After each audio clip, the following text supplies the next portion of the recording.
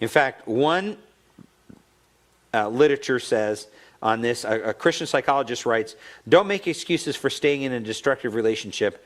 I can't afford to leave. I'll never make it on my own. I have no place to go. A woman's shelter will take care of your short-term needs and the needs of your children and will put you in touch with services that will enable you to get on your feet and rebuild your life away from the harmful influence of an abusive mate."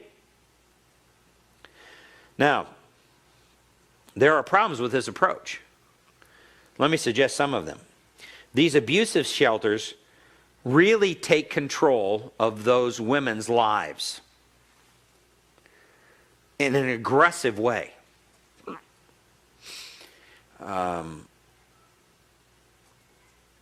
Many of them that I am familiar with show graphic films to the women and the children that come to those shelters of severe abuse, literally scaring them to death. And what they end up effectively doing is elevating the fear of man almost to a panic level. And of course, it's designed with that in mind. It's designed so that they will not, they're heavily invested in not seeing that marriage work. They're heavily invested in that.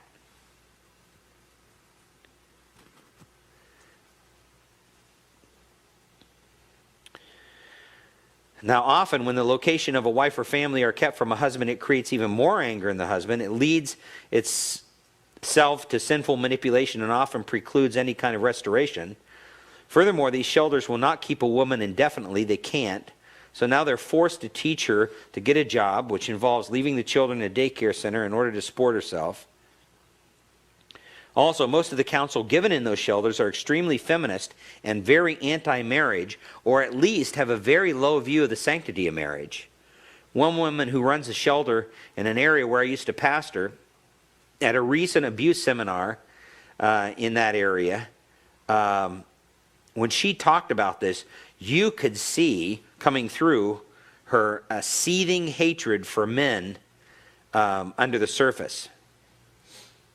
And she spoke to the men who were part of the audience that day in a very condescending way.